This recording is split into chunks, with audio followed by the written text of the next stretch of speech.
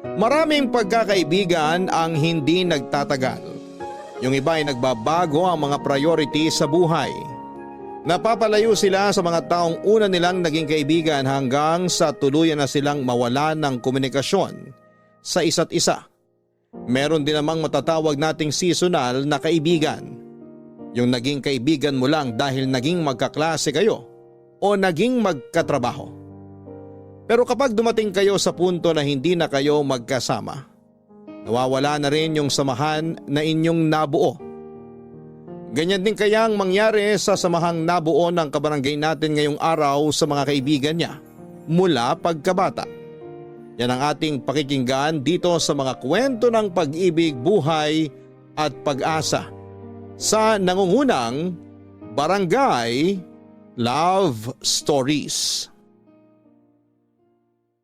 Dear Papa Dudut, mapagpalang araw po sa inyo. Ang ibabahagi ko pong kwento ay hindi lang tungkol sa buhay ko, kundi pati na rin sa mga kaibigan ko at sa malaking pagsubok na pinagdaanan namin.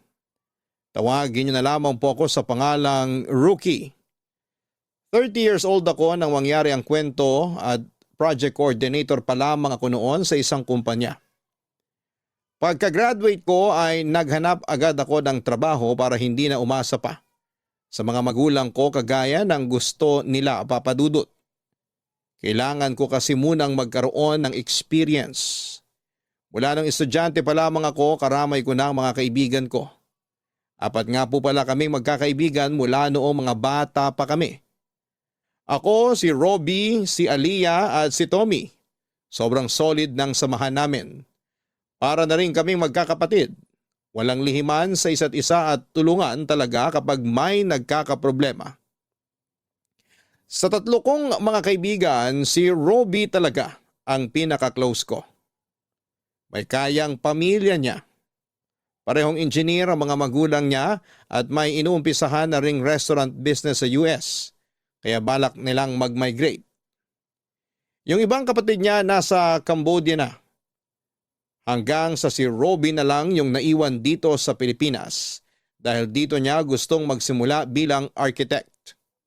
Ganon kakomportable ang buhay ng pamilya niya.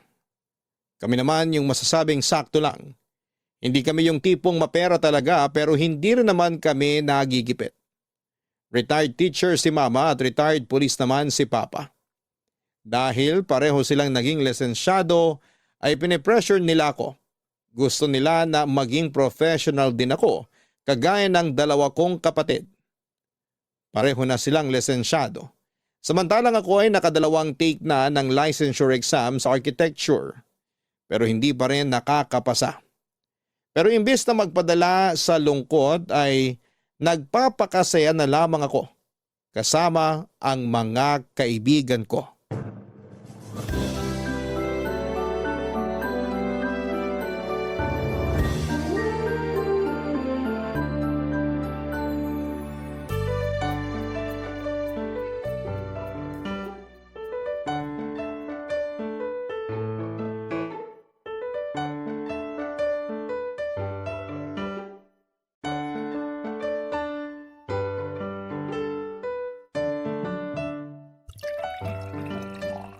Hoy Rookie, kalma mo yung pagsasaling sa shot glass. Baka mamaya, humiga ka na naman sa labas ng gate nyo pag hinatid ka na namin sa inyo. Gagi, wag nyo na kasi ako iuwi pag nasa ganitong kalagayan. Alam nyo naman na parang Armalite yung bunganga ni Mama eh. Hindi ako papapasukin nun pag lasing na lasing ako umuwi. Tsaka imbis na clear skin ako, baka magka-design pa tong mukha ko kapag nakita ako ni Papa. Pareho pa naman silang high blood sa akin palagi. Wag mo na kasi pakainin ng matataba. Lutuan mo ng puro gulay araw-araw. Kahit hainan ko pa sila ng damo, hindi pa rin mawawala pagka-bad trip nila sa akin. 2 beses ba naman ako bumagsak sa exam eh. Alam ko na sasabihin nila. Hindi na to nagkataon lang, kundi kabubuhan na. Ewan ko ba dyan sa mga magulang mo pare? Masyado mga perfectionist. Kulang na lang gawin ka santo. Gusto lang naman nila na mapabuti si Rookie. Kaso nga lang, naiintindihan ko rin naman na mahirap talaga makapasa. Tingnan niyo ako, bagsak pa rin. Pareho lang kami. Kaibaan lang, walang pakialam yung mga magulang ko kahit makailang take ako. Busy sila mag-travel sa kung saan-saan. Kita ko nga yung huling post ng mama mo. Nasa Barcelona sila. Friend mo siya sa Facebook? Inad niya ako eh. Nagtatanong ba siya tungkol sa akin? Hindi naman. Hoy, tama na yung daldalan. Dinadaya nyo na naman ako sa inuman eh. Parang sa akin na lang umiikot tong baso ah. Sige, ako naman. Ay, nga pala Robby. Bakit hindi sumama si Aliyah? May reunion daw sila ngayon ng batchmates niya nung college. Malamang nagpapakalasing na rin yun ngayon. Saan ba sila ngayon? Hindi ko na tinanong eh. Sayang naman, dapat tinanong mo para i-surprise natin. Malay mo, may makilala kami run. Wag na. Kakalbuhin tayo nung pagkatapos ng inuman. Nakalimutan niyo na ba yung ginawa niya sa atin? Nung huling beses tayo nakisali sa banding nila ng mga kaibigan niyang babae? Sabi ko nga, tagal pa naman magpahaba ng buhok. Hirap kasi kay Aliyah. Naturing ang bunso sa ating apat pero disaster yung utak. Huy, girlfriend ko yung pinag-uusapan nyo. Ay, girlfriend mo pala yun? Kala ko kasi kapatid mo lang eh. Mga bully talaga kayo. Sana di na kayo magka-girlfriend. Speaking of girlfriend, hoy Tommy, nasan yung dinidate mo nung nakaraan? Oo nga no. Gagi, wala na kami nun. Bilis naman. Teka, hulaan ko kung sino nakipaghiwalay. Ikaw no? Sino pa? Sino ba naman tatagal dun? Amoy mandirigma yung hininga. Pinipigilan ko na nga ipaghinga ko pag magkasama kami. Grabe talaga to makapanlait. Amoy pa ang hininga mo tuwing kagigising eh. Ako ba talaga yung kaibigan mo, yung ex ko? Malay mo, may health issues lang kaya ganun. Ikaw talaga. Eh ikaw Rookie, parang wala ka pang ipinapakilala sa amin ah.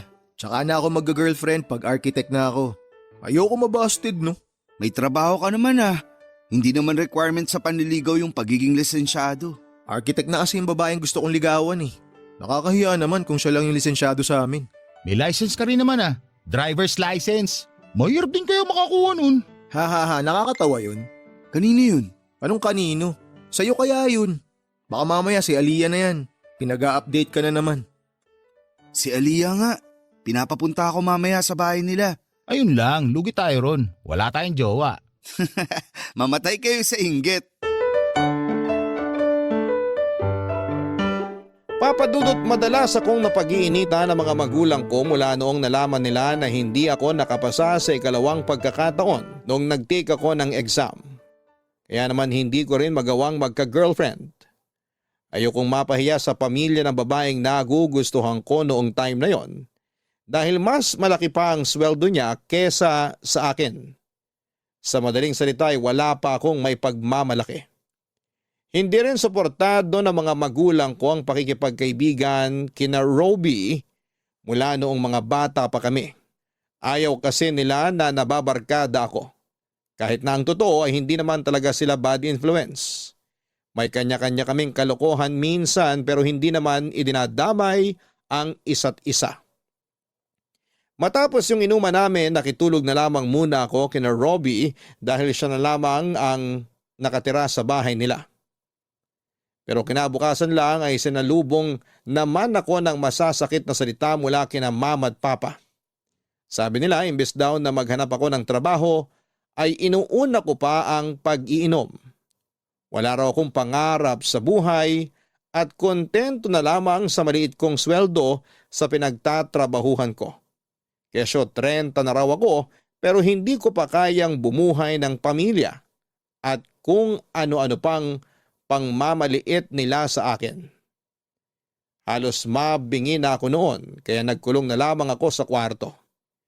Hindi ako makasagot kasi totoo naman yung sinasabi nila na hindi pa ako makakabuhay ng pamilya. Mas malaki pa ang weekly income ni mama sa pwesto niya sa palengke kesa sa isang buwang sweldo ko. Ginamit niya kasing puhunan sa pagninegosyo yung nakuha niya noong retirement niya, Papa Dudut. Kung tutuusin nga, hindi na dapat ako na-stress sa buhay dahil maayos naman ang kalagayan ng parents ko. Ganon din ang mga kapatid ko.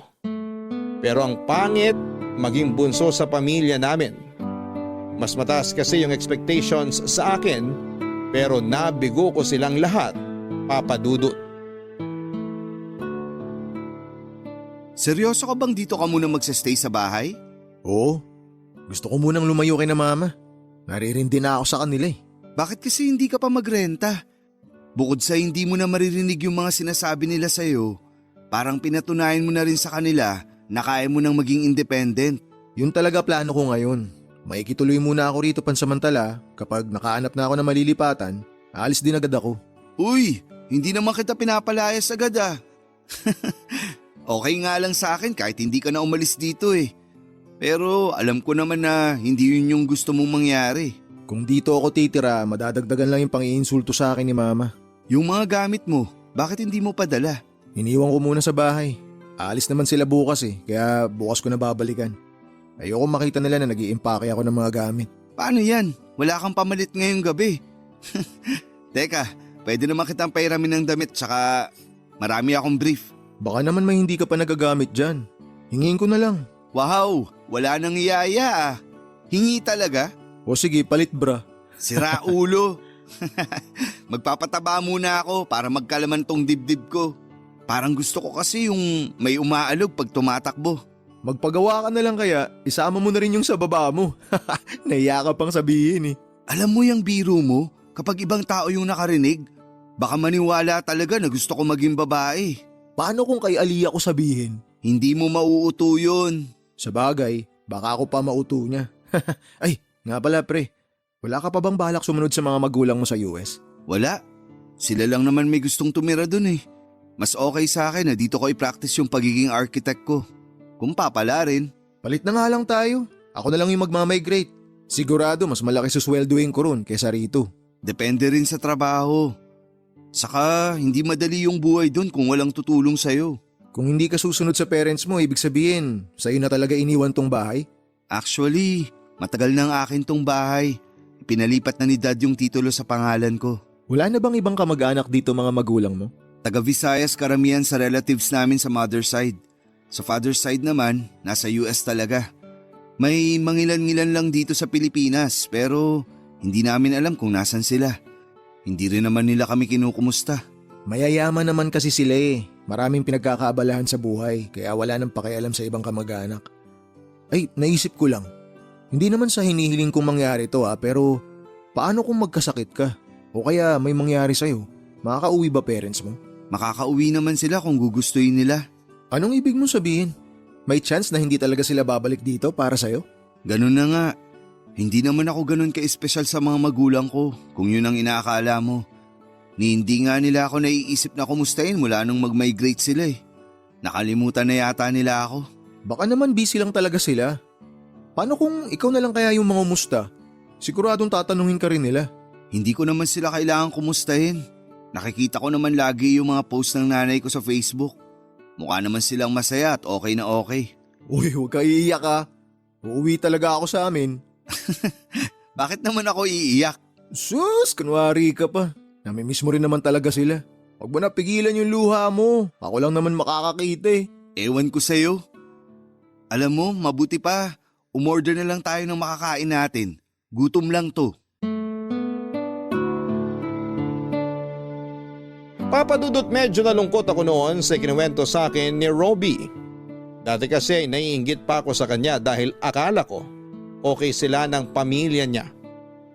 Pero noong naglabas siya ng saloobin tungkol sa mga magulang at kapatid niya na halos wala nang pakialam sa kanya ay na-realize ko na maswerte pa rin pala ako. Kahit na madalas akong nakakarinig ng masasakit na salita at pangiinsulto sa mga magulang ko o kahit na magkaroon kami ng samaan ng loob. Kinukumusta pa rin naman nila ako at pinababalik sa bahay. Tulad dong nagdesisyon akong pansamantalang makituloy kay Robbie. Naabutan ako ng mga magulang ko habang nag-iimpake. Hindi nila ako hinayaang umalis. Ako na nga lang daw ang anak na nakakasama nila ay iiwan ko pa sila. Hindi ako natuloy sa plano kong magrenta na lamang para makabukod na kina mama at papa. Sinabi ko rin sa kanila ang dahilan kung bakit ako aalis pero tinutulan yon ni papa. Kaya nga raw kami may bahay ay para tirahan namin ng magkakasama at hindi na kung saan-saan pa pumunta. Pero kahit naging maayos na kami ay hindi pa rin pumayag si mama na hindi ako makakapasa sa licensure exam. Isang araw ay inaya ko ni Robbie na mag-take ulit. Magpa-file na sana kami noon nang magkaroon kami ng malaking problema na hindi talaga namin inaasahan na mangyayari. Papadudot, nagpapasundo noon si Aliyah kay Robbie nang abutin ng gabi sa bahay ng katrabaho nito. Umaten daw ng binyag at medyo natagalan dahil sa inuman. Nakamotor lang si Robbie noong time na yon at hinihintay niya roon si Aliyah sa labas ng isang eskinita nang biglang lumabas yung tatlong lalaki. Hindi naman daw siya kinabahan dahil mukhang harmless naman ang mga ito. Tumambay daw yung tatlo malapit sa kanya at pagkatapos pa noon ay may dumating pang dalawang lalaki at parang may inabot sa kanila, yung isa sa mga nakatambay doon. Hindi na raw yon pinansin ni Robbie dahil baka isipin ng mga lalaki na nakikiosyoso siya sa mga ginagawa ng mga ito. Wala pa raw 2 minuto roon si Robbie nang biglang dumating ang mga pulis. Hinuli yung mga lalaki at sa gulat niya ay pati siya ay isinama. Sakalang nalaman ni Robbie na may nagaganap palang bentahan noon ng nakapaketing droga. Yung tatlong lalaking lumabas mula sa eskinita ang nagbebenta at yung dalawang dumating naman ang bumibili. Dahil nandun siya mismo sa pinangyarihan ng bentahan ay kasama siya sa mga dinala sa presinto, Papadudot. Tommy, bilisan mo mag-drive! Baka kung ano nang ginagawa kay Robbie sa presinto! Aliyah, kumalma ka, okay? Hindi naman siya sasaktan ng mga pulis doon. Hindi siya pwedeng makulong! Hindi pwede! Nandun lang naman siya para sunduin ako eh! Ano ba kasing nangyari? Hindi ka namin maintindihan kanina nung tumawag ka eh. Sabi ni Robbie, huminto lang siya dun sa may iskinita para abangan ako. Tapos lumabas daw yung mga lalaki. Hindi naman daw niya alam na nagbebentahan na ng drugs yung mga yun. Kung ganun, mukhang inaabangan na talaga ng mga pulis yung mga lalaki tinutukoy mo. Tapos nagkataon pa nando si Robbie. Kahit sabihin niya na hindi niya kilala yung mga lalaking yun at hindi naman siya involved sa bintahan, hindi siya paniniwalaan. Mabigat na kaso pa naman pag may kinalaman sa drugs. Kasalanan ko to eh. Hindi na sana ako nagpasundo sa kanya. Napahamak patuloy siya ng dahil sa akin. Ano ka ba? Walang may kasalanan sa nangyari. Wala namang may gusto nun eh. Tsaka kilala mo naman si Robbie. Hindi nun nahayaan na umuwi ka mag-isa. Kaya kahit hindi ka magpasundo, pupuntahan ka pa rin niya. May kaibigang abogado yung tatay ko. Kakausapin ko siya para matulungan si Robbie. Kayang-kaya naman ng pamilya niya na kumuha ng abogado eh. Ang problema, kung paano niya malulusutan yung ikakaso sa kanya kung sakali. Wala bang CCTV dun sa pinuntahan niya? Makakatulong yun kung sakali. Oo nga, kailangan natin pumunta ron mamaya. Pero sa ngayon, puntahan muna natin siya sa presinto. Kailangan niya tayo. Wala na dito sa Pilipinas yung pamilya niya. Walang ibang tutulong sa kanya kundi tayo lang. Basta guys, hindi natin iiwan sa ere si Robbie. Gagawin natin lahat para makalaya siya. So, sino yung tatawag sa parents niya? Ako na. Alam naman nilang ako yung girlfriend eh. Tatawagan ko sila mamaya kapag alam na natin ang status ni Robbie sa presinto. Sana talaga hindi siya makulong. Hindi siya dapat nandun. Makakawalan nila si Robbie. Tsaka kung sakali, kayang-kaya naman nilang kumuha ng abogado para sa kaso niya eh. Alam ko pero ang inaalala ko lang, mabigat na kaso kapag involved yung drugs. Paano kung hindi siya makalabas agad? Wala akong alam sa batas-batas na yan. Pero wag muna tayo magpalamon sa kanigahan. Kailangan tayo ni Robbie. Hindi natin pwede ipakita sa kanya na pinanghihinaan tayo. Sa atin siya kakapit kasi nga wala naman siyang pamilya rito. Tama si Tommy. Tsaka kahit malaman ng parents niya yung nangyari sa kanya, hindi pa rin naman sila makakauwi dito agad-agad. Aliyah, ikaw yung girlfriend niya kaya sigurado ikaw yung pagkakatiwalaan ng parents niya. Oo, kaya nga kakausapin ko sila mamaya. Ako yung dahilan kung bakit nalagay si Robbie sa ganong sitwasyon, kaya hindi ko siya pababayaan. Kahit ako pa ang maghanap ng abogado para sa kanya, gagawin ko yon. Nandito naman kami, sasamahan ka namin. Basta ako, pwede akong on-call driver nyo. Ako nang bahala sa mga gamit ni Robbie. Thank you guys. Sana hindi kayo sumuko sa kanya.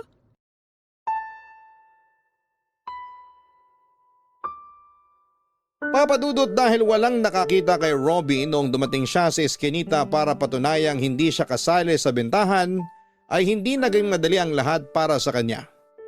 Nag-negative din siya sa drug test, pero hindi pa rin yon sapat na basihan para makalaya siya. Masyadong komplikado ang kaso ni Robbie. Mahigit 50 grams na drugs ang nakuha sa mga lalaking hinuli kasama niya. Kaya naman kahit may abogado siya ay mabagal ang naging pag-usad ng kaso. Nangyari na nga po noon ang kinakatakutan namin, Papadudot. Nakulong si Robbie at hindi pa namin alam kung hanggang kailan siya roon. Komplikado na nga ang kaso niya, nagkaroon pa ng mga aberya. Kaya naman wala na kaming magawa noon kundi ang palaging bisitahin siya sa kulungan at ibigay lahat ng mga kailangan niya na pinapayagang ipasok doon. Natakot kami para sa kanya dahil sa mga napapanood namin na binubugbog at binibinyagan sa loob ng kulungan. Mabuti na lang at mababait ang mga nakakasama niya sa selda. Palagi namin silang dinadamay sa mga pagkain at mga gamit na dinadala namin para kay Robbie para hindi siya galawin sa loob. Nang malaman ng mga magulang ko na nakulong si Robbie ay pinagsabihan ako ng tatay ko at sinabihang dumistansya sa mga kaibigan ko. Hindi raw kasi maganda sa imahe ko kung mapapasama ako sa ganong klase ng mga kaibigan. Nagalit pa ako noon at hindi ko na napigilang sagutin ang tatay ko. Para depensahan si Robbie, humingi ako ng tawad sa ginawa kong yon pero nanindigan ako sa kanila na inosente ang kaibigan ko at makakalaya rin ito. Pero nung umabot na ng 3 taon ang pagkakakulong ni Robbie, may isa sa amin ang ginusto ng sumuko, Papa Dudut. Kumusta ka? Nangangayayat ka. Nakakatulog ka pa ba ng maayos? Mula nung makulong si Robbie, hindi ko na alam kung paano pa makakatulog ng maayos. Halos gabi-gabi ako nakokonsensya dahil sa ginawa ko. Palagi kong sinisisi yung sarili ko sa nangyari sa kanya. Sinabi ko naman sa'yo, di ba? Hindi mo kasalanan yun. Hindi rin gusto ni Robbie na sinisisi mo yung sarili mo. Pero ilang taon na siyang nakakulong. Hindi ko ma-imagine yung hirap na nararanasan niya sa loob. Yung tipong nasanay siya sa komportabling buhay tapos biglang andun na siya sa sitwasyong kinakailangan niyang magtiis ng sobra-sobra. Mabaho, masikip, madumi, at maingay sa kulungan. Hindi ko nga alam kung nakakaligo pa ba siya ron na nakakakain ng maayos. Ay, kumalma ka lang. Ipahinga mo rin kasi ang isip mo. Hindi mo naman kailangan saluhin lahat. Pero wala sa pamilya niya yung may planong umuwi para mag-asikaso ng kaso niya. Iniasa na nila lahat sa akin at sa abogadong kinuha nila para kay Robbie. Binigyan nga nila ako ng authorization para mag-asikaso kasama ng abogadong kinuha nila. Pero parang ako na lang yung lumalaban para sa kanya bukod sa inyo ni Tommy. Oo, nagbibigay sila ng pera pero hindi sapat yun. Kailangan din ni Robbie yung presensya nila. Kaso wala eh. Kanya-kanya sila ng dahilan. Pasensya na raw muna kasi hindi nila pwedeng iwanan yung kasisimula lang nilang negosyo sa US. Yung mga kapatid naman niya busy rin sa mga trabaho nila. Nararamdaman ko malapit na makalaya si Robbie. Konting tiis na lang. Parang hindi ko nakakayanin to. Anong ibig mong sabihin? Yung sa amin ni Robbie. Paano kung matagalan pa ulit siya bago makalaya? Paano na ako? Pangarap ko rin namang makabuo ng pamilya. Nangako tayo, di ba? Nahihintayin natin siya. Pero nahihirapan na ako. Hindi ko na siya nakakasama. Habang tumatagal parang nawawala na ako ng gana sa relasyon namin. Nawala namang kasiguraduhan. Na hindi ko nga alam kung okay pa lahat kapag nakalabas na siya. Alam ko napapagod ka na kaya mo naiisip yung mga ganyang bagay.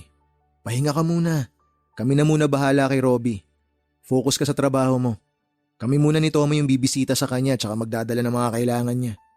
Hindi namin siya pababayaan. Salamat ah. Sana hindi kayo sumuko ni Tommy. Kami? Susuko? Malabo yun. Kung pwede nga lang napalit na lang kami ng sitwasyon eh. Pag nagkataon, sigurado susugod agad yung mga magulang ko. Hindi sila titigil hanggat di ako nakakalaya. Ay, kayang-kaya naman sanang gawin yun ng parents niya eh, kung umuwi lang sila. Wala naman sanang problema sa akin na ako ang mag-asikaso eh. Pero pinanghihinaan na ako. Saka parang hindi ko na nararamdaman na kami pa. Ang hirap ng ganito. Hindi mo na ba siya mahal? Hindi ko alam. Hindi ko na talaga alam kung ano pa tong nararamdaman ko. Kung pagmamahal pa ba bilang girlfriend niya o malasakit na lang. Naiintindihan naman kita eh. Hindi talaga madali yung sitwasyon mo ngayon. Pero mahal na mahal ka ni Robbie. Hindi yun basta-basta bibitiw sa relasyon nyo. Kasi ikaw na lang yung kinakapitan niya eh, sa totoo lang. Paano kung dumating yung oras na ayoko na? Na ma-fall out of love ako sa kanya? Pwede ko bang sabihin sa kanya yon? Baka kung anong gawin niya sa sarili niya sa loob ng kulungan. Natatakot ako. Hindi ka pa nga ba na fall out of love sa lagay na yan? O baka natatakot ka lang na aminin yun sa sarili mo?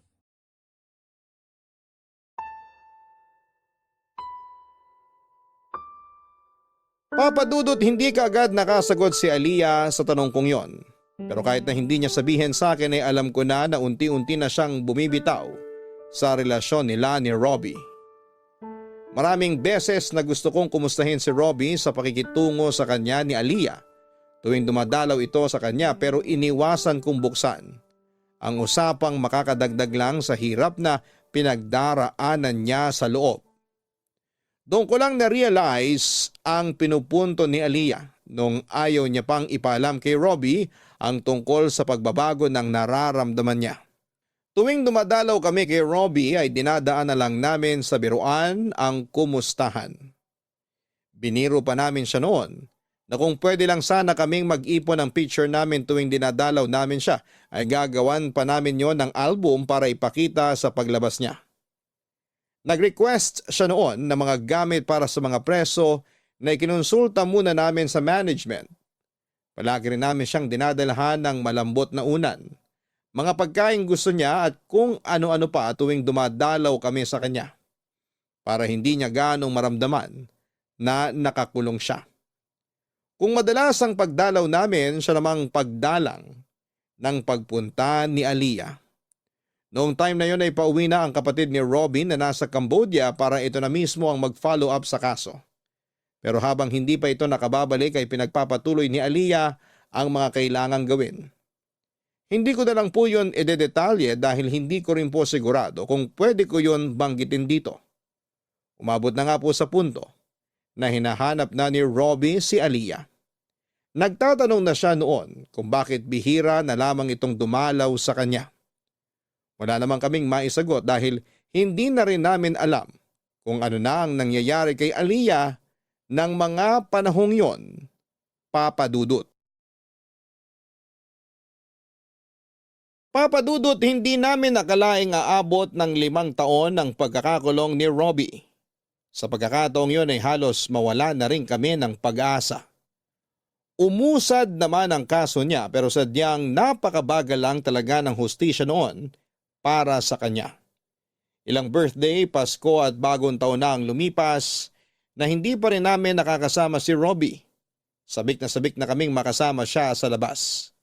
Pero dahil sa mga ganap sa buhay namin ay medyo dumalang na rin ang pagdalaw namin sa kanya. Noong time na yon nga pala ay nakapasa na ako sa licensure exam. At ang emosyon ko noon dahil pangarap talaga namin yon. Sa wakas ay naramdaman ko na rin na proud sa akin ang mga magulang ko. Pero sa kabilang banda ay nalungkot din ako dahil pareho na sana kami ni Robbie na nakapasa kung hindi lang siya nakulong.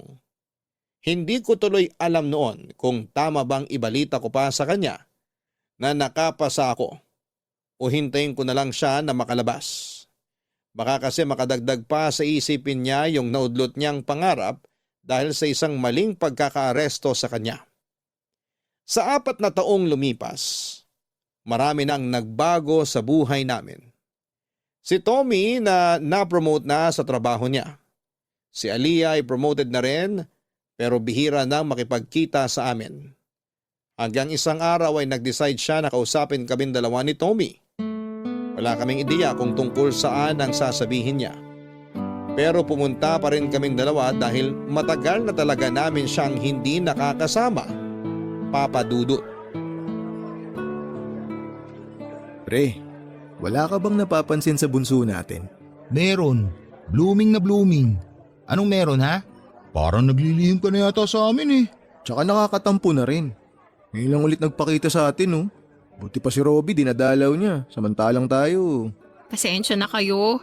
Ang dami lang din kasing ganap sa buhay ko ngayon.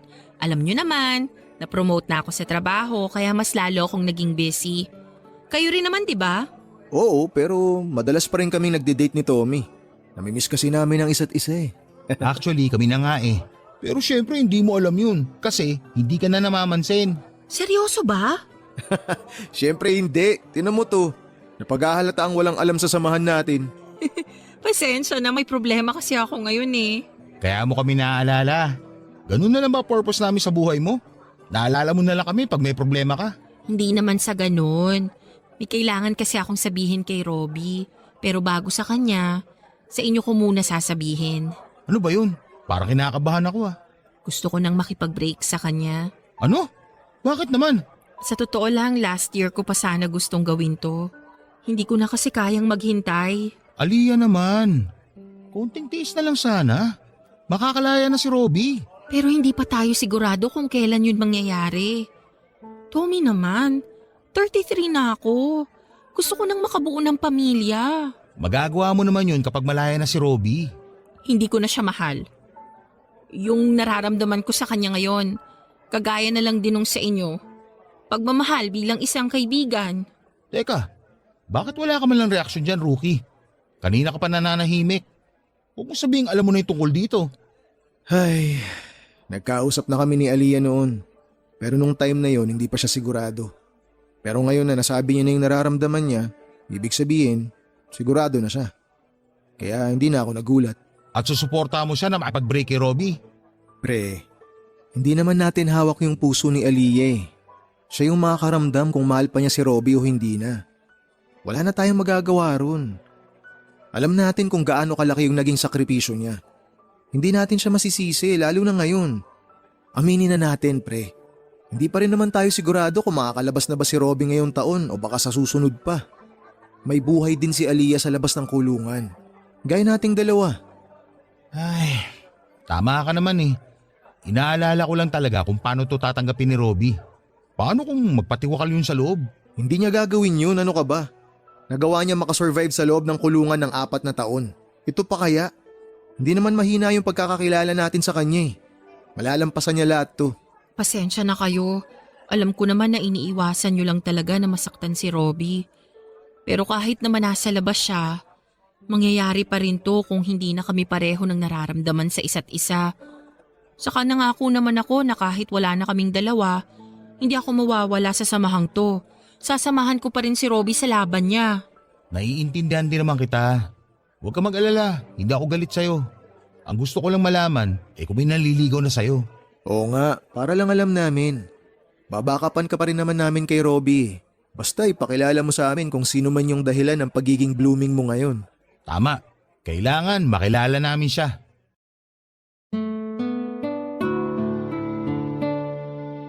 Papadudot inamin sa amin ni Aliyah na may iba na siyang nagugustuhan.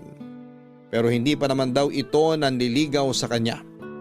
Hindi raw siya magpapaligaw hanggat hindi natatapos ang namamagitan sa kanila ni Robbie.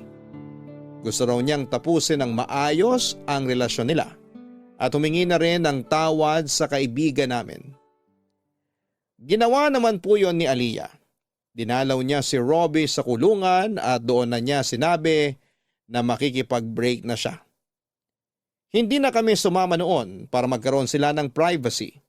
Hindi na rin kami nagtanong kay Aliyah. Hinintay na lang namin na sabihin niyang maayos ang naging pag-uusap nila. Mga ilang linggo lang matapos ang breakup nila ay nabalitaan namin kay Aliyah na pauwi raw ng Pilipinas sa mga magulang ni Robbie para dalawin ang kaibigan namin. Papadudot mula nung umuwi ang kapatid ni Robbie na nasa Cambodia. Wala na kaming update sa kaso niya dahil sila na mismong magkapatid ang nag-uusap. Kahit si Aliyah ay wala na ring makuhang update dahil masungit daw yung kapatid na yon ni Robbie. Hindi rin daw lahat ay sinasabi nito ang update sa kapatid para hindi na ito ma-stress pa sa kulungan. Kaya kahit gustuhin naming magtanong na lang, sa kaibigan namin ay wala rin kaming mapapala. Nang umuwi ang mga magulang ni Robbie, naglakas loob kami ni Tommy na pumunta sila sa bahay nila para mangumusta tungkol sa kaso. Pero imbes na makakuha ng update ay nakatanggap pa kami ng masasakit na salita mula sa kanila dahil mga bad influence daw kami sa anak nila. Sinabi talaga sa inyo ni na mami yun? Oo, pero huwag kang mag-alala. Wala naman yun sa amin. Lalo na sa akin. Immune na kaya ako sa mga ganun ni mama at papa. O ano, kumusta nga pala kaso mo? May balita na ba? Baka naman abutin ka pa ng 10 taon dito ah. Oo nga, alam naman namin na nakapag-adjust ka na sa buhay dito. Pero labas-labas din pare. Miss ka na namin kainuman. Matabang pa rin yung pulutan kapag wala ka. Sira ulo. Hintayin mo lang na makalabas ako rito. Bubudburan ko ng maraming seasoning yung pulutan. Nga pala guys, may good news ako. Ano namang good news yan? Next week na yung hearing. At sabi ng abogado ko, malaki raw yung chance na ma-acquit ako sa kaso. Yun! Sa wakas! Malapit na tayo magkita-kita sa labas! Pare, sabihin mo lang kung may request kang pagkain o inumin. Sagot na ni Rookie yun. Sagot ko na yung babae. Siyempre, matagal-tagal ka nagpakabay dito sa loob. Ito talaga, puro kagaguhan na sa isip. Nararamdaman ko lang kasi na kailangan natin mag-shot puno paglabas mo. Siyempre, broken-hearted ka. Ay, sorry. Ayos lang. Maayos naman kami nag-break ni Aliyah. Masakit yun kasi isa sa mga kinakapitan ko yung relasyon naming dalawa. Kaya nagpakatatag ako rito.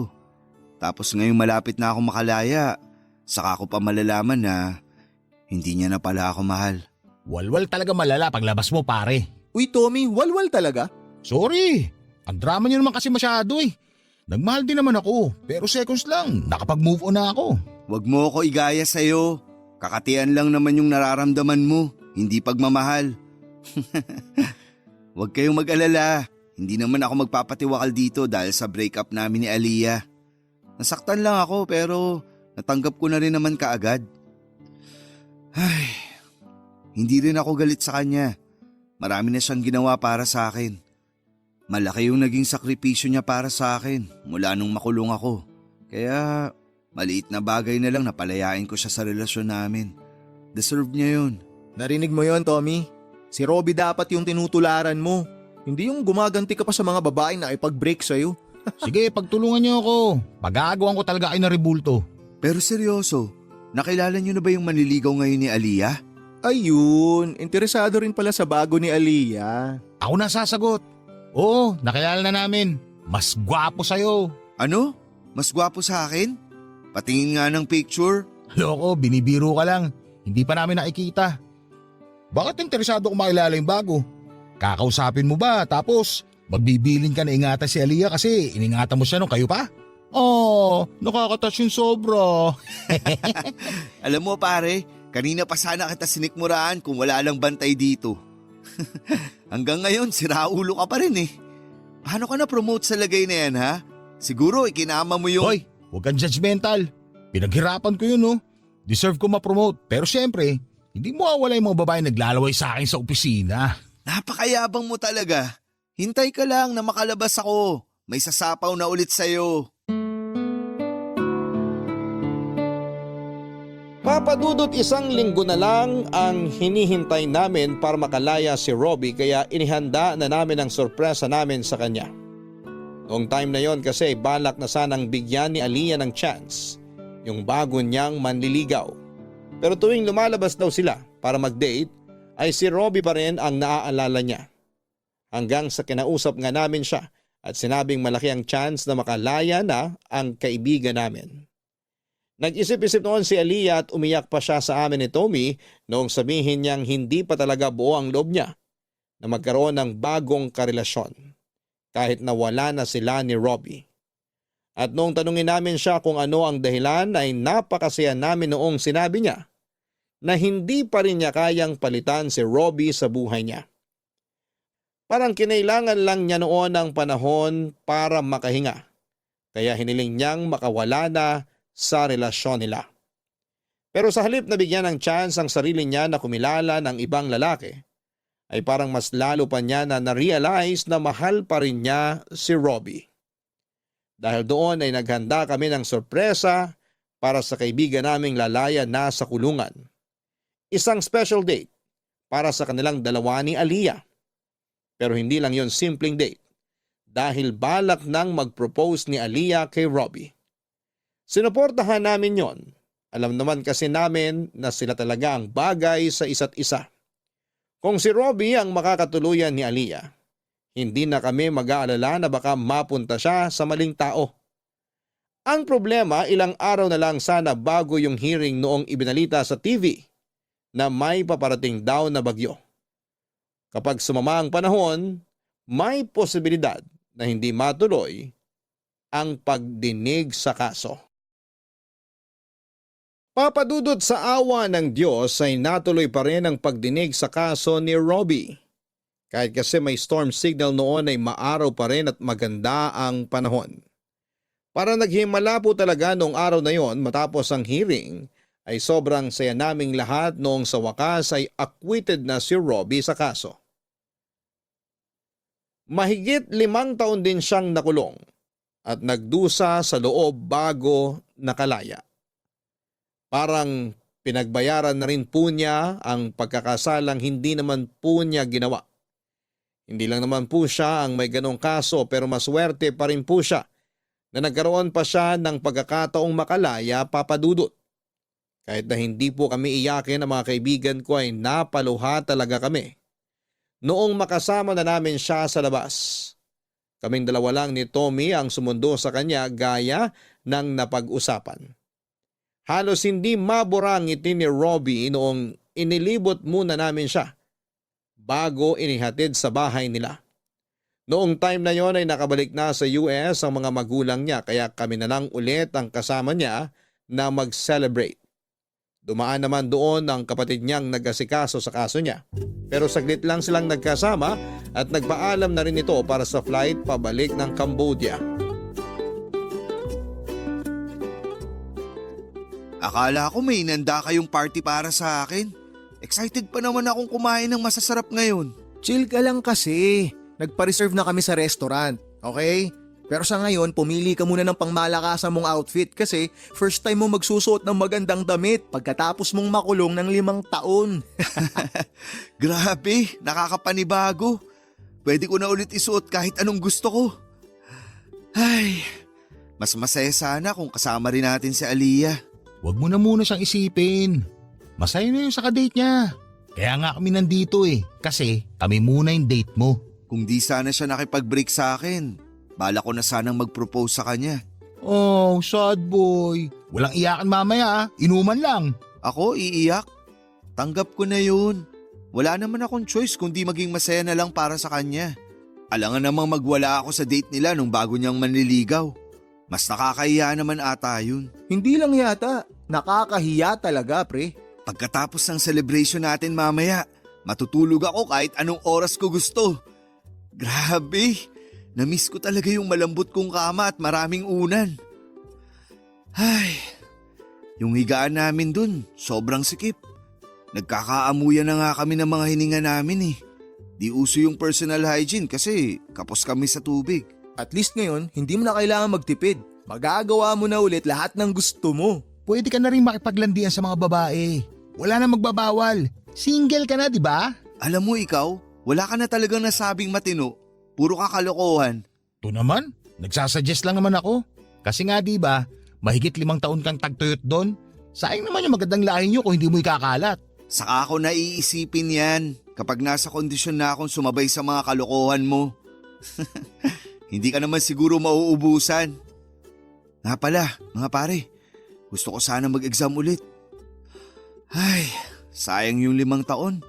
Ang dami ko na sanang na-achieve nun kung hindi lang ako nakulong. Kaya mo, tutulungan kita. Architect na yata atong tropa mo. Aba, yabang Teka, okay na ba kayo ng parents mo? Hindi na ba sila laging high blood sa'yo? Ang totoo, isa yun sa mga gusto kong ikwento sa'yo. Bago pa kasi ako makapag-exam, nagsorry sa akin sina mama at papa dahil nga hinusgahan kanila. Nung nakapasa na ako, ayun, mas lalo ko napatunayan sa kanila na hindi ka bad influence sa akin. Kaya kapag nagkaroon ka ng oras, okay ka na. Baka naman pwede kang pumasyal sa bahay para makabawi naman daw sila sa'yo. Ano ka ba? Hindi naman nila kailangang bumawi sa akin. Actually, naiintindihan ko nga sila Nakakapangit kasi ng image kung may kaibigan kang dating preso. 'Di ba? Matagal nang pangit yung imahe ko. Gawa nung isang playboy dito. Yung ginagawang hotel yung bahay nila, yon ang guilty. Ayoko sanang maging madrama ngayon pero sobrang namiss ko yung ganito. Kahit wala na akong ibang narinig kay Tommy kung hindi ka bastusan at kalokohan. Diyan ka naman nagkakamali, pre. Alam mo ba, nung dinala ka sa presinto, marami siyang matinong sinabi. Tsaka nung gusto nang makipag-break ni Aliyah sa'yo, hindi mo makikilala tong kaibigan nating to sa mga sinasabi niya. Ayaw pumayag na maghiwalay kayong dalawa eh. Totoo ba yun, pre? Nakakahiya man pero oo, totoo yun. Siyempre, kahit anong mangyari, number 1 fan pa rin ako ng love team nyo. Pero dahil hiwalay na kayo, magwalwal na lang tayo. Papadudot mong akala talaga ni Robbie ay pinagpalit na siya ni Aliyah. Pero ang totoo ay dinala namin siya noong gabing yon sa restaurant kung saan sila unang nag-date.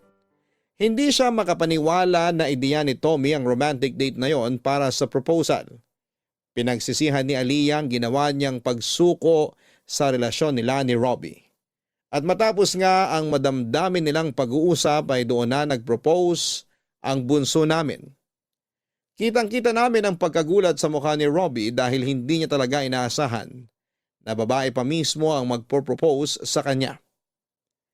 Kahit hiyang-hiya siya sa sorpresa namin sa kanya, ay tinanggap niya ang proposal ni Aliyah. Pero hindi siya pumayag na hindi niya maibibigay ang engagement ring na matagal na niyang gustong bilhin para sa sanay proposal niya. Makalipas ang ilang buwan ay nagpakasal sina Robbie at Aliyah sa Huwes. Parents lang sana nila ang kasama sa kasal pero dahil pamilya na rin ang touring ni Robbie sa amin ni Tommy ay kasama kami sa seremonyas ng kasal. Yung ibang bisita ay sa reception na lamang nagkita-kita. Sa simbahan sana nila gustong ikasal pero hindi naman pwedeng madaliin ang preparation.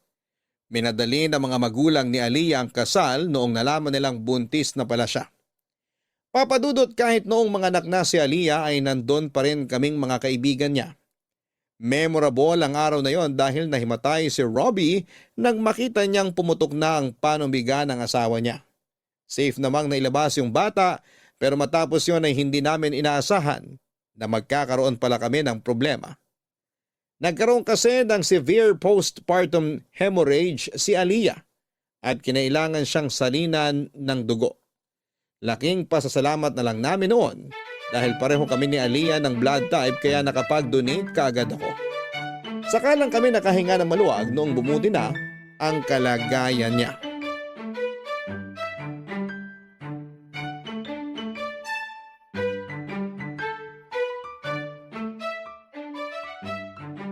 Happy first month, baby! Bless na kay Daddy Ninong!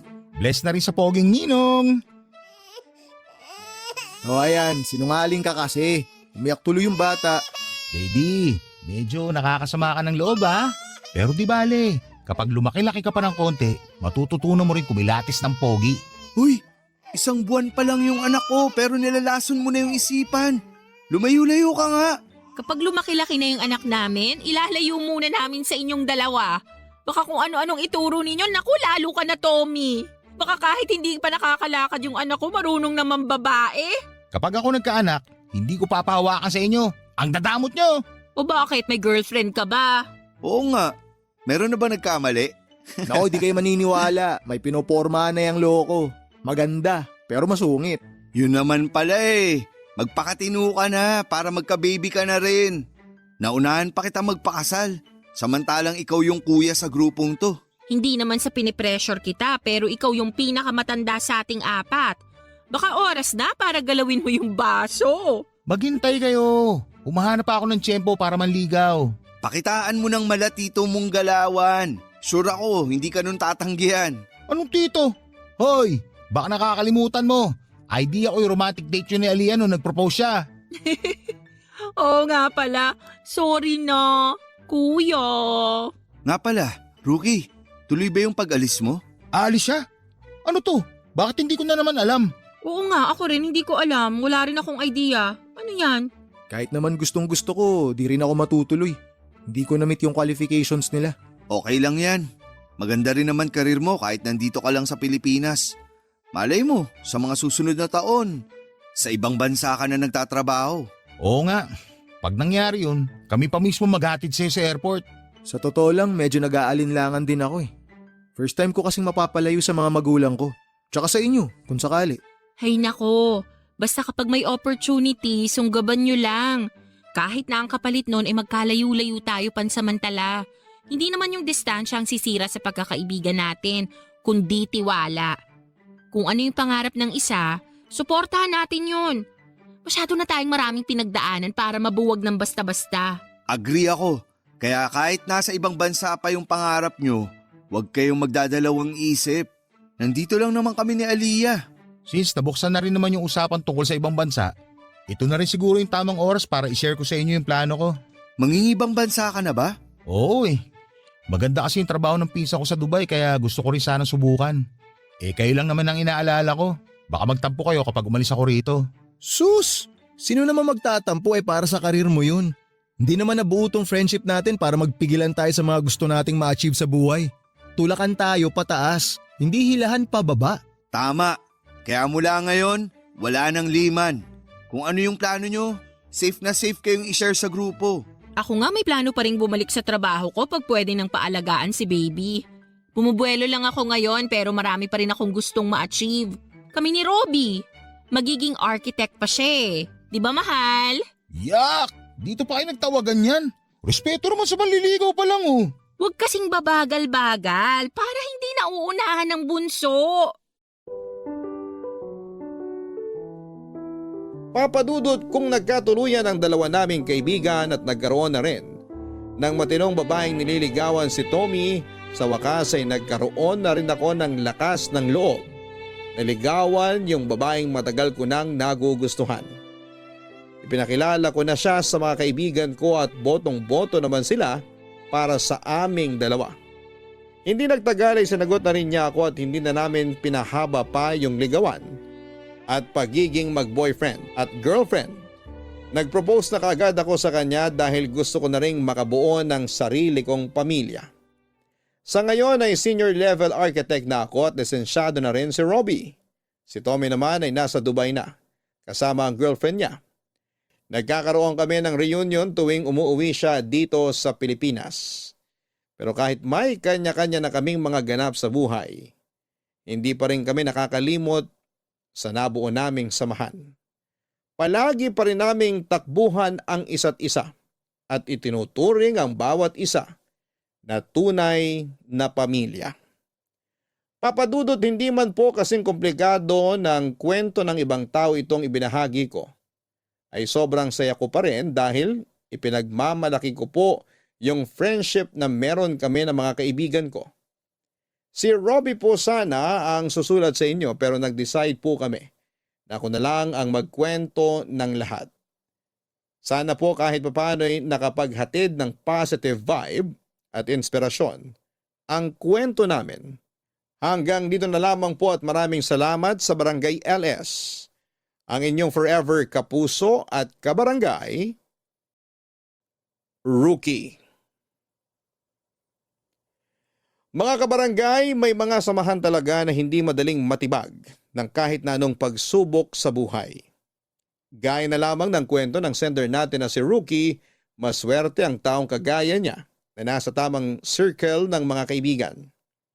Masaya sa pakiramdam na kahit maraming pangyayari sa buhay mo, ay may mga tao pa ring hindi ka iiwan sa ere. Ano man ang mangyari, walang inggitan at walang hilahan. Dahil sosuportahan ka nila sa mga pangarap mo kahit na ang kapalit nito ay ang pagkawatak-watak ninyo.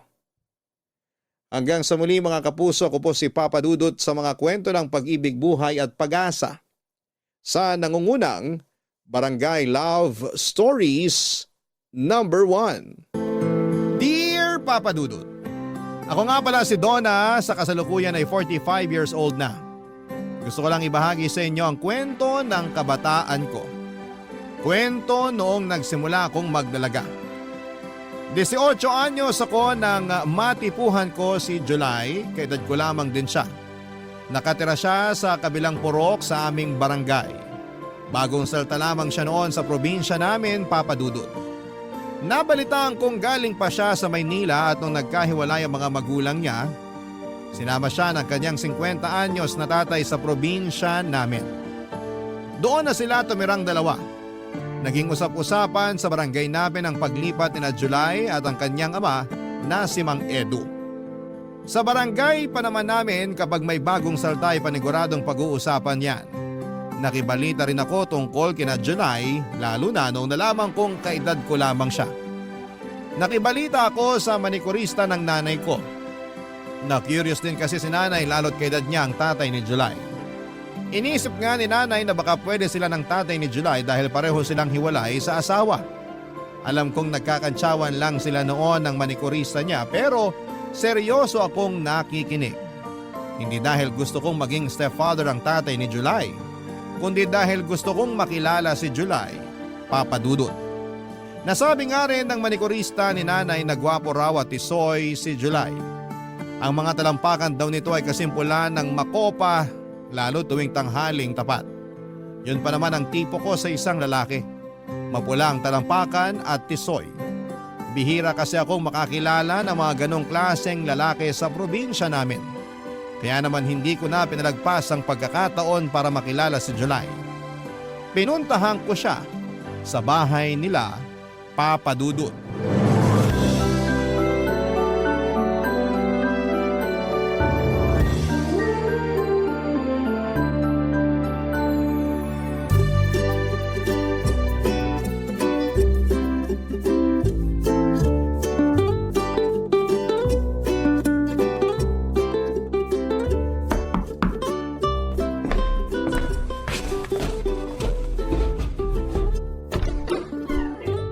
Hello? Ikaw si July, di ba? Oo. Sino ka? May kailangan ka? Ako si Donna. Taga-ron lang ako sa kabilang purok. May kailangan ka ba? Wala naman. Gusto lang kitang makita. Bakit gusto mo ako makita? Ganito lang talaga ako kapag may bagong salta rito sa barangay natin. Ako kasi lagi yung taga-kumusta. Ayos ka naman ba rito sa barangay natin? Ayos naman. Pero medyo naninibago lang kami kasi ang daming taong pumupunta dito sa bahay namin para kumustahin kami ni tatay.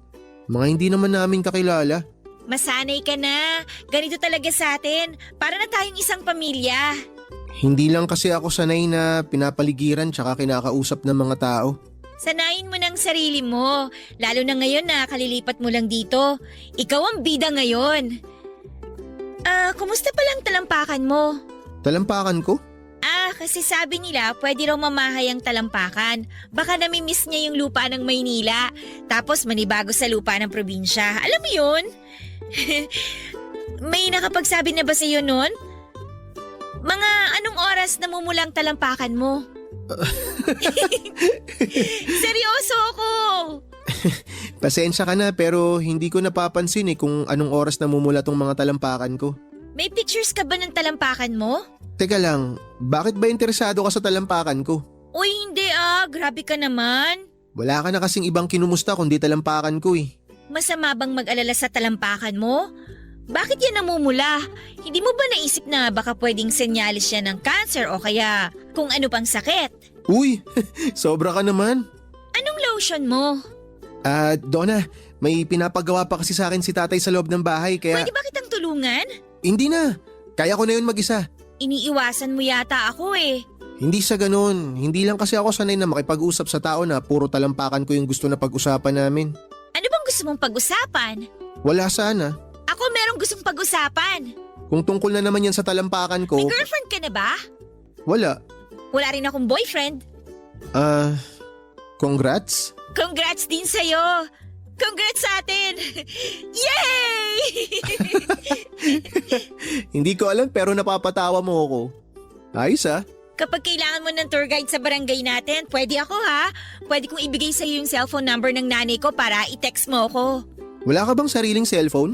Bibili ako kapag gusto mo na akong ka-text. Sige. Sa akin ka lang magpapa-tour guide ha. Huwag sa ibang dalaga rito. Teka lang, babalik ako ha. Kukunin ko lang yung cellphone number ni nanay. Wait mo ako! Hindi na nakapagsalita pa si July dahil nagmadali na akong tumakbo pabalik sa bahay namin para mailista sa papel ang cellphone number ni nanay. Hindi ko pa kasi memorize noon ang number ni nanay. Bago bumalik sa bahay ni na July ay naglotion pa ako ng braso at siko ko. Napansin ko kasi na namumuti na dahil sa sobrang dry. Nagsuklay na rin ako at nakihingi ng baby cologne kay nanay.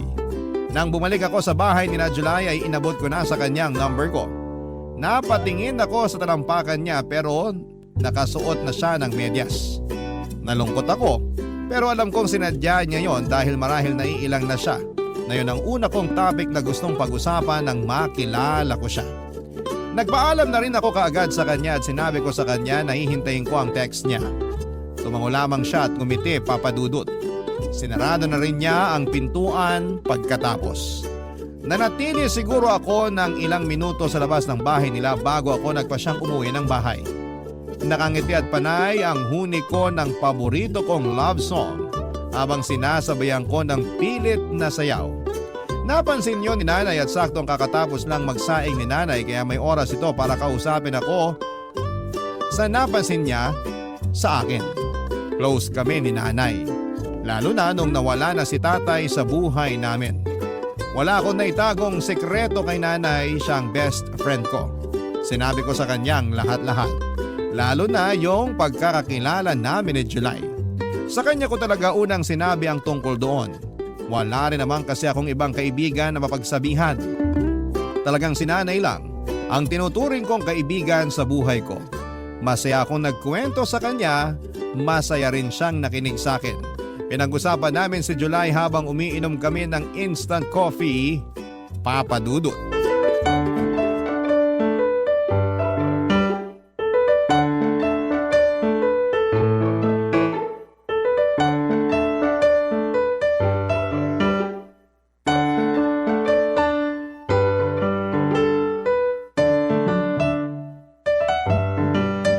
Nay, ang gwapo ni July! Talaga bang mapulang talampakan niya? Sa susunod ko na makikita, nakamedyas na kasi siya nung bumalik ako para ibigay yung cellphone number mo eh. Balitaan mo ko kung totoong chismis sa talampakan niya, ha? At kailangan sabihin nyo rin sa akin kung magte-text siya sa inyo ha. Oo naman! Ako pa ang magiging tulay niyo. Crush ko na siya, Nay. Mukha siyang artista. Ganun pala talaga kapag nabababad ka sa tubig ng Maynila, no? Kakaiba yung kislap at yung puti mo. Yun nga rin ang sabi-sabi ng mga tsahin mong nakatira sa Maynila. Malakas daw kasi ang chlorine dun. Pwede ba tayo magpalagay ng chlorine sa poso natin, Nay? Baka mahal yun. Ipambili na lang natin ng karne. Siguro mayaman si na July, no? Mukha naman. Laki ba naman ang bahay na tinutuluyan nila? Kapit-bahay nga niya yung mga OFW sa Japan at Dubai eh. Magustuhan ka kaya niya? Parang langit at lupa kayo? Mabilib ka naman sa akin, Nay. Hindi man tayo mayaman, pero maganda naman ako. Tiwala naman ako sa ganda mo. Ikaw nga lagi ang muse sa purok natin tuwing may liga eh. Buti pinaalala niyo yan. Ipapakita ko kay July yung mga picture ko na nag-muse ako last year. Ang ganda ko ron, di ba? Isuot mo na rin yung shorts na ginamit mo nung nag-muse ka para lalo siyang mabilib sa'yo. Hindi na kasya sa akin yun eh. Tumaba na ako. Isusuot ko na lang yung bestidang pinagsisimbang gabi ko. Yung kulay dilaw. Nagmumukha kang may hepa sa bestida na yun. Mag-shorts ka na lang. Makinis naman ang hita mo. Nay, pag niligawan ko ba siya, may tsansa kaya ako? Oo naman. Wala sa lahi natin ang nababasted. Para kasing naiilang siyang kausap ako eh. Nadibago lang siguro. Sanayin mo lang sa presensya mo. Ano kayang pwede kong ibigay sa kanya kapag manliligaw na ako? Magluluto ako ng champurado bukas. Hatiran mo siya. Lalagyan ko ng maraming ebap. Sige nga, Nay. Sasabihin ko na ako ang nagluto. Mahilig naman ang mga lalaki sa babaeng magaling magluto, di ba? Diyan ko nadali ang tatay mo. Paano niyo po napa-inlove si tatay? Lagi ko siyang binibigyan ng gumamela. Yung tanim ng lola mo noon, bago maubos ang bulaklak ng gumamela ng lola mo, napasagot ko na ang tatay mo. Wala naman tayong gumamela rito sa bakuran eh. Ano kayang pwede kong ibigay sa kanya? Wala pa namang namumungang bulaklak ngayong buwan dito sa atin. Bibigyan na lang kita ng pera para bumili ka na lang ng bulaklak sa palengke kahit yung mura lang. Hindi ako marunong bumili ng bulaklak, Nay. Basta pakiramdam mo lang kung ano yung bulaklak na magpapakilig kay July. Pwedeng rosas, sampagita o orchid. Mapapasagot ko rin kaya si July tulad nung nangyari sa inyo ni tatay? Oo naman! Malaki ang tiwala ko sa mga bulaklak. Kaya bukas, agahan mong pumunta sa palengke para makapili ka pa ng bulaklak. Dadagdagan ko para makabili ka rin ng candy na iaabot mo sa kanya. Marami roon sa palengke yung kinikilo ng mga candy. Tsaka pwede kong balutin ng ribbon yung bulaklak, no? Para presentable. Ayan! Tama yan! Planuhin mo ng maayos ang panliligaw mo kay July. Ipagtitiri kita ng kandila pag nagsimba ko sa linggo. Teka sandali. Sino kaya itong nag-text? Donna! Nag-text na si July! Nay! Papakasalan na niya ako! Napalundag pa kami ni nanay dahil sa sobrang kilig. Papa Dudut. Hindi kami kaagad nakapag-reply dahil hindi namin alam ang isasagot sa text niya. Nagtanong lang naman si July kung hanggang anong oras dumadaan ang jeep sa amin. Makalipas ang 1 oras nakapag-reply na ako. Tinuro ko kung saan magandang sumakay ng jeep at kung hanggang anong oras lamang yon nagbabiyahe sa amin. Binigay ko na rin ang number ng tito ko na isang tricycle driver kung sakaling gusto niyang magpahatid. Tinulungan ko siya sa lahat ng kailangan niya para makita niyang karapat dapat akong dalaga para sa kanya. Matipid lang naman ang mga sinagot niya sa akin. Kahit maalan nobela ang haba ng mga sagot ko sa kanya. Ayos lang yon sa akin, ang importante Papa Dudut ay tinext pa rin niya ako. Hindi ko na nga gustong bitawan noon ang cellphone ni nanay kung hindi lang tumawag ang kumare niya. Kinabukasan maaga ako nagtungo sa palengke para bumili ng bulaklak. Marami na akong inikutan pero wala akong natipuhang bulaklak na babagay para kay July. Inuna ko nang bumili ng tingi-tinging candy. Magkakahalo ang tsokolating bilog at ibang matatamis na candy na kahulma ng mga bulaklak na binalutan pa ng asukal. Nang sa wakas ay makakita na ako ng puting rosas na ibinigay ko kay July. Sakto namang napansin kong nahulog ko ang perang ipambibili ko ng bulaklak. Konti na lang ang natira sa akin, Papa Dudut. Nalungkot ako dahil hindi ako nakabili ng rosas. Pauwi na sana ako nang mapadaan ako sa bentahan ng gulay. Nakita ko rong ang madidilaw na bulaklak ng kalabasa. Mas sariwa pa kesa sa rosas na una kong nakita. Nagtanong ako sa presyo noon at sakto yon sa naiwang pera sa akin, Papa Dudut. Kaya naman walang pag-aatubiling binili ko yon. At saka nagmadali nang sumakay ng jeep pabalik sa barangay namin, Papa Dudut. Barangay Love Stories. Barangay Love Stories. Papa Dudut, nagmadali akong bumalik sa bahay dahil napagpawisan ako sa palengke. Kinailangan kong magpalit ng damit at mag-ayos. Binabad ko muna sa garapon na may tubig ang nabili kong bulaklak ng kalabasa. Nagmadali na akong maligo at magpahid ng lotion. Pinuntahan ko rin ang kwarto ni nanay para makigamit ng lipstick niya at pulbos. Wala si nanay noon, nagsimba siya kasama ang kumare niya. Alam kong pinagtirik din niya ako ng kandila para mapabilis ang pagsagot sa akin ni July. Nung makapag-ayos na ako ay nilapitan ko ang altar namin para humingi ng tulong sa Diyos.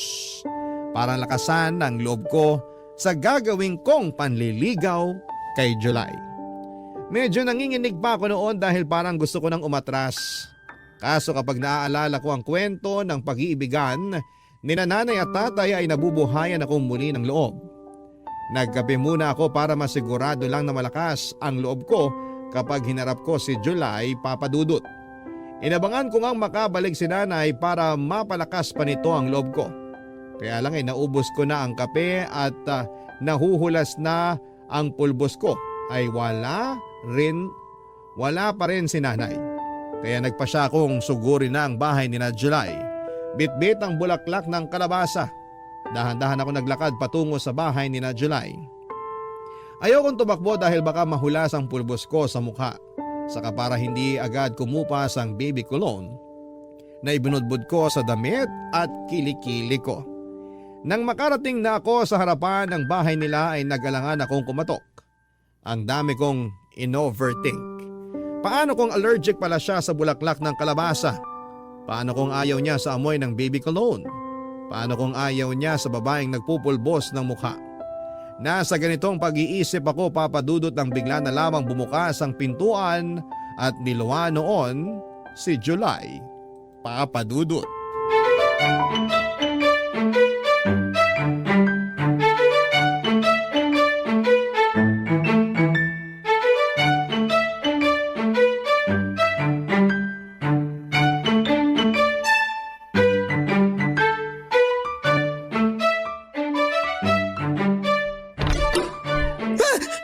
Donna, anong ginagawa mo rito?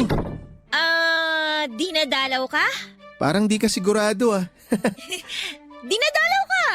Wala naman akong sakit para dalawin. Gusto ko lang sanang bigyan ka ng bulaklak ng kalabasa Oh, wow! Para saan? para manligaw, Parang di ka ulit sigurado. para Teka, joke ba to? Oy, hindi ah! May kasama pa nga candy tong bulaklak ng kalabasa eh, kaso naiwan ko sa bahay. Pwede kong balikan para makita mong seryoso talaga ako sa'yo. Sandali. Gusto mo talaga akong ligawan? Oo! Wala namang magagalit, di ba? Hindi ka ba pagagalitan ng nanay mo?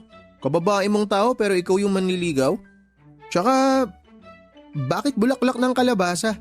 Eh di ba nga ang manliligaw, nagbibigay ng bulaklak sa gusto niya? Pero bulaklak ng kalabasa? Sa totoo lang, puting rosa sana yung ibibigay ko sa'yo eh. Kaya lang, nawala yung pera kong pambili eh. Kaya sumakto lang yung natira sa akin para sa bulaklak ng kalabasa. Cute naman yan! Tanggapin mo na lang! Cute nga. Bago sa akin to. Bulaklak ng kalabasa ang binibigay sa panliligaw. Masarap din yan kapag ginisa mo sa talbos ng sayote. Sahugan mo rin ng karne ng baboy. Ganon, iluluto. Akala ko kasi ilalagay ko to sa altar tulad ng ibang bulaklak. Aba, pwede rin naman yun. Bulaklak pa rin naman yan eh. Mas matagal pang mabulok yan kaysa sa rosas. Ah, talaga ba? Oo naman. Pasensya ka na ha. Kung yan yung inabot ko sa'yo. Sa susunod na lang ako babawi ng rosas o kaya orchid. Basta maka-extra lang ako sa talyer ng kagawad natin dito. Hindi mo naman ako kailangan bilhan ng rosas o orchid. Ayos na tong bulaklak ng kalabasa. Mapapakinabangan pa ng sikmura. Eh di pumapayag ka ng maligawan? Bakit ako? Eh kasi ikaw yung type ko eh. Pero babae ka. Babae ako. Hindi ba weird yun? Wala namang masama sa weird. Maganda nga yung para kakaiba sa mga nakasanayan. Sa totoo lang, hindi ako sigurado sa gusto mong mangyari. Payagan mo lang akong manligaw sa'yo para makita mong ayos din naman kung babae yung magpapakita ng interes sa lalaki. Pero mali pa rin yata eh. Dapat kasi lalaki ang unang magpapakita ng interes, di ba? Ayaw mo bang ako ang nagpapakita ng interes? Kasi sa tingin ko, dapat maging patas sa panliligaw ang mga lalaki tsaka babae eh. Naisip ko rin, karapat dapat din naman para sa mga lalaki na maligawan. Yun bang mapakitaan na espesyal din sila? Ayaw mo ba nung ganun? Maganda naman yung idea mo na yan, kaya lang, hindi talaga ako sanay. Eh di, ibig sabihin ba, busted na ako?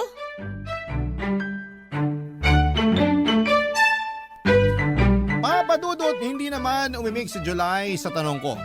Pinagmasdan ko lamang ang mukha niya. Hindi ko mabasa kung ano ang laman ng isipan niya. Inulit ko ang tanong ko sa kanya pero ang tanging sinagot lamang niya ay kailangan niyang pumunta ng plaza dahil gusto niyang bumili ng scramble at kikiam.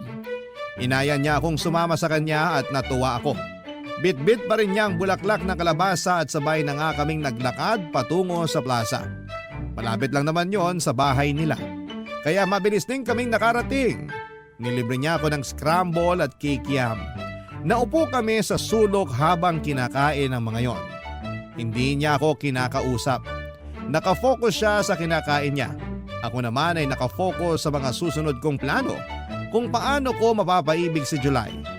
Pagkatapos namin kumain ay inaya na niya akong umalis. Ayoko pa sana pero sinabi niyang magsasaing pa raw siya. Hinatid ko siya hanggang sa bahay nila at nagpaalam at nginitian naman niya ako. Hindi ko na inulit ang tanong ko kung busted na ba ako sa kanya. Nabuhayan pa rin ako ng pag-asa dahil ibig sabihin lamang noon ay hindi niya sinasarado ang pintuan sa panliligaw ko. Yun ang nakuha kong mensahe base sa ipinakita niya. Masaya akong umuwi ng bahay at nakwento ko nga agad kay nanay ang nangyari. Pinalipas ko ang ilang araw, bumili ako ng bulaklak ng kalabasa. Kahit may pangbili naman ako ng rosas dahil nakapag-extra na ako sa talyer ng kagawad namin. Mas pinili kong bilhan pa rin siya ng bulaklak ng kalabasa dahil alam kong natuwa siyang sa pagiging praktikal ng ideya na yon. Nagtungo ako sa bahay nila.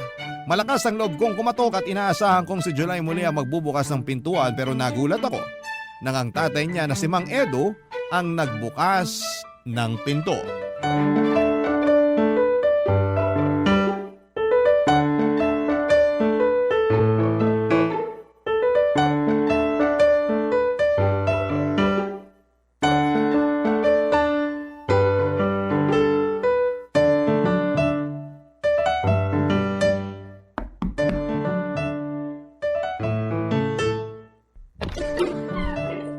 Sino ka?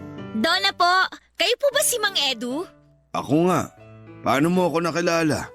Sikat po kayo ni July dito sa barangay natin. Ganun po talaga kapag bagong salta. May kailangan ka ba? Yung anak niyo po sana. Si July, hindi mo siya naabutan. Kaalis lang din kanina. Pinapunta ko sa palengke para bumili ng hapunan namin. Ganun po ba? Pwede ko po ba siyang hintayin? Mukhang matatagalan pa yun. Nagpaalam sa akin na maglilibot daw sa bayan. Sayang naman. Dala po ba niya yung cellphone niya? Dala naman, kaya lang walang load yun ngayon. Pwede niyo po ba siyang i-text na nandito ako sa inyo para umuwi na po siya? Matanong nga kita, Iha. Sino ka ba? Donna nga po.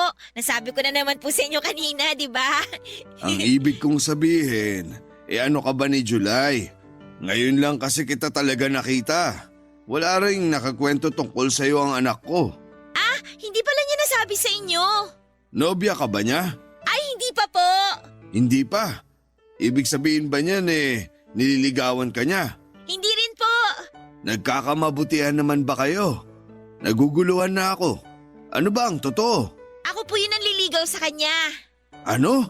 Ako po yung nanliligaw sa kanya. Narinig ko naman. Pero seryoso ka ba sa sinasabi mo? Oo naman po. Heto nga po at may dala akong bulaklak ng kalabasa para sa kanya. Kasi nga po nanliligaw po ako. Ikaw ba yung nagbigay ng bulaklak ng kalabasa nung nakaraan? Ako nga po. Ginisan niyo po ba sa talbos ng sayote? Kasi sinabi ko po yun kay July O inilagay niyo po sa altar. Bakit naman namin ilalagay sa altar? Bulaklak pa rin naman po kasi yun. Baka lang po nailagay niyo. Huwag mo sanang mamasamain tong sasabihin ko sa'yo, Donna. Ano po yun? Ayokong makitang nanliligaw ka sa anak ko. Liligawan ko na lang po siya kapag wala kayo. Joke! Seryoso ako. Hindi ka ba naturuan ng tatay mo na dapat lalaki ang manligaw at hindi babae? Nanay ko po nagturo sa akin na walang masama kung babae po yung manligaw sa lalaki. Patas naman daw po kasi ang mga babae at lalaki lalo na po pagdating sa pag-ibig. Mali naman ang nanay mo. Ha? Bakit naman po mali? Siya rin naman po ang nanligaw sa tatay ko. Sila rin po yung nagkatuluyan. Ako nga po yung bunga Pero hindi magandang tingnan. Ano na lang ang iisipin ng mga ninuno natin kapag binaligtad mo ang role ng babae at lalaki? Wala na po silang pakialam doon. Matagal na po silang nasa langit at nagsasaya. Ang importante, yung pong ngayon. Yung matuto tsaka masanay tayo sa pagbabago. Hindi maganda ang pananalitang ganyan, Iha. Pasensya na po pero sinasabi ko lang naman po yung totoo. Sinasabi ko rin ang totoo. Ayokong maaligid ka sa anak ko para manligaw. Kung gusto ka niya, hintayin mong siya ang lumapit sa'yo. Napalunok ako sa huling sinabi ng tatay ni July sa akin, Papa Dudut. Nasaktan ako roon nang ipilit niyang huwag na akong manligaw. Sinubukan kong depensahan ang sarili ko pero nagpaalam na si Mang Edu. Kailangan na raw niyang magsiesta. Alam ko namang paraan lamang niya yon para makaiwas. Sinubukan kong iabot sa kanya ang bulaklak ng kalabasa para ibigay na lamang kay July, Papa Dudut. Pero tinanggihan niya yon. Mas lalo akong nasaktan. Pinagsarahan niya ako ng pintuan at hindi ako kaagad nakagalaw sa pwesto ko. Nabitawan ko na lang ang hawak kong bulaklak ng kalabasa. Hindi ako kaagad umalis sa harapan ng bahay nila at naiyak na ako noon pero kinailangan kong lakasan ang loob ko para ipakita sa mga ninuno ko na hindi ako talunang babae. Dinampot ko ang bulaklak ng kalabasa at nagmadaling umalis sa bahay nila July, Papa Dudut. Hindi muna ako umuwi ng bahay at nagtungo muna ako sa plaza kung saan kami kumakain ni July ng scramble at kikiam. Nagtungo ako roon para magdasal. Mas malawak kasing tingnan ng kalangitan sa plazang yon. Kaya naisip kong makikita ko kaagad ng Diyos kapag nanalangin ako roon. Mataimtim akong nagdasal, Papa Dudut, at humiling na sana ay magbago ang isipan ng Mang Edu tungkol sa panliligaw ko sa anak niya. Hindi ko na malaya na naglalakbay na ang isipan ko sa negatibo. Tuloy-tuloy na binubulungan ako ng utak ko na tama si Mang Edu. Dapat ko nang itigil ang panliligaw ko kay July dahil hindi yon tama para sa isang babaeng katulad ko. Hindi nagpapigil ang mga negatibong ideya sa utak ko hanggang sa namalayan ko na lamang ang sarili ko na sumuko na sa mga yon. Napaiyak na lamang ako, Papa Dudut, at hinayaang malaglag sa lupa ang bulaklak ng kalabasa na hawak ko. Barangay Love Stories. Barangay Love Stories. Tulad ng nabanggit ko noong simula ay si nanay nga ang nanligaw kay tatay, Papa Dudut. Magkaklase sila noon at maraming nagkakagusto kay tatay pero si nanay lang ang naglakas ng loob na lumapit para manligaw. Inunahan na niya ang mga nagbabala kay tatay. Mabilis na nahulog ang loob ni tatay kay nanay, Papa Dudut. Lalo na't lagi siyang hinahatiran ni nanay ng bulaklak ng gumamela at tiyampuradong sagana sa evaporada. Doon niya nga totoong nadali si tatay. Hindi naman nila pinagbigay alam sa lahat ng tao na si nanay ang nanligaw kay tatay. Pinalabas pa rin nilang dalawa na si tatay ang nanligaw para hindi kutyain si nanay na mga kakilala nila. Naging masaya sila sa pag-iibigan nila, Papa Dudut. Natapos ang relasyon ng pag-iibigan nila noong nasa unang taon pa lamang ako ng high school. Pero hindi naman ibig sabihin noon ay hindi na naging totoo ang pagmamahala nila. Siguro nakadikit lang talaga sa pakete nila ang expiration date ng pagsasama nila. Ang kwento ng mga magulang ko ang dahilan kung bakit malakas ang loob kong manligaw kay July. Akala ko kasi ay papayagan ng tadhana na itulad ang love story ng magulang ko sa amin ni July. Pero ang naitulad pala ay yung paghihiwalay nila. Ang masakit pa ay hindi pa man kami nagsisimulang magmahalan ay pinaghiwalay na kami kaagad ng tadhana. Kapag naiisip ko yon noon, nasasaktan ako.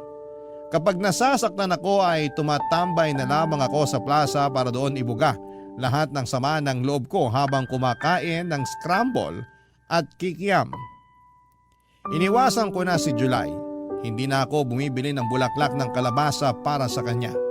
Pinagbawalan ko na rin si nanay na bumili noon para ulamin dahil nasasaktan lamang ako kapag nakikita ko yon. Naalala ko kasi ang pag-reject ng tatay ni July sa akin.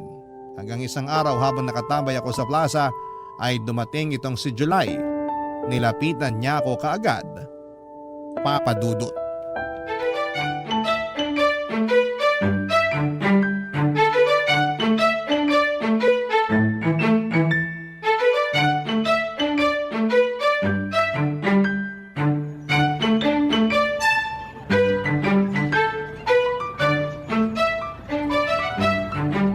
Donna!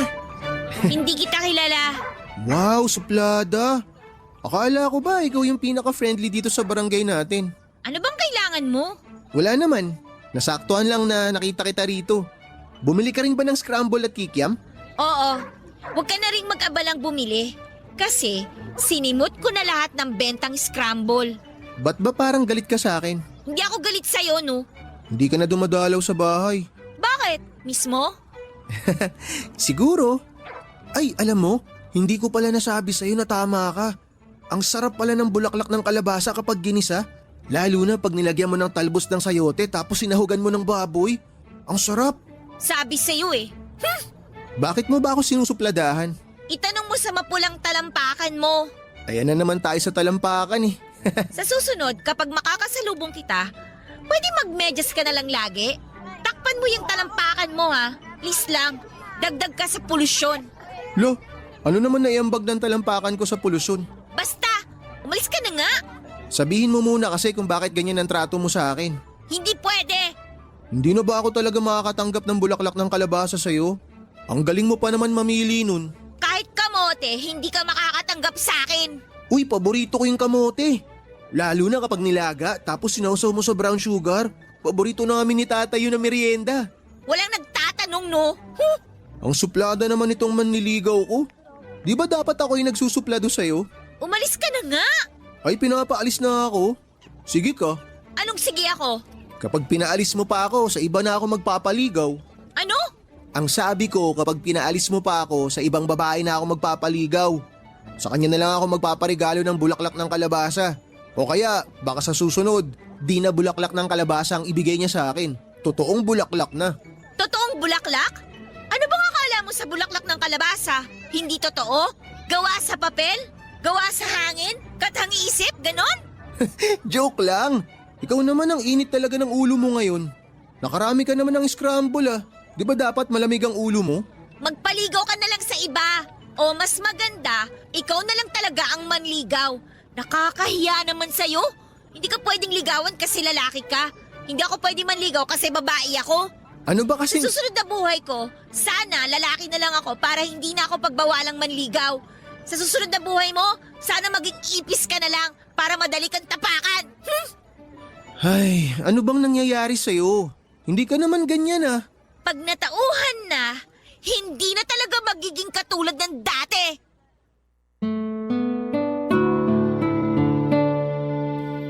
Papadudot madrama ang naging huling linya ko kay July. Mala pelikulang eksena kung saan ay iniwan ng leading lady ang leading man niya. Umaasa ko noon na habulin niya ako pero hindi niya ginawa, Papadudot. Hinayaan niya akong mag-walk out at nainis ako lalo. Siguro kung hinabol niya ako, baka naging marupok akong muli. Pero siguro ay gusto ni Lord na ipagpatuloy ko ang paglalakad palayo kay July para mas madrama ang kaganapan. Nagmadali na akong umuwi ng bahay para magpatugtog ng malulungkot na kanta. Paraan ko yon para namnamin ang sugat na dinala ni July sa puso ko. Kakapanood ko kasi yon ng mga teleserye sa GMA at feeling ko, ako lagi ang main character. Naabutan ko si nanay na nakaupo sa sala at nanonood ng TV. May hawak itong isang baso ng kape. Hindi ko siya nilapitan at nagmadali akong pumasok sa kwarto ko dahil patulo na noon ang luha ko. Pinihit ko ang radyo para makahanap ng pinakamalungkot na kanta.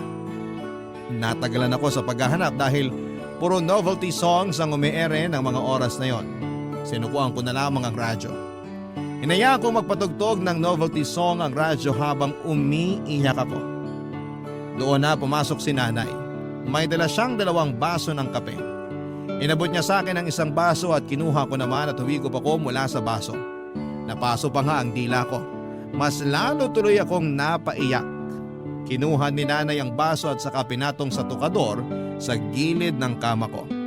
Niyakap niya ako at doon ay mas lalo na namang naging malaya ang mga mata kong lumuha. Nung medyo gumaan na ang pakiramdam ko ay inaya niya akong tumungo sa sala para makapag-usap kami ng maayos. Sumunod naman ako at doon namin pinagpatuloy na inumin ang kapeng inabot niya sa akin, Papadudot.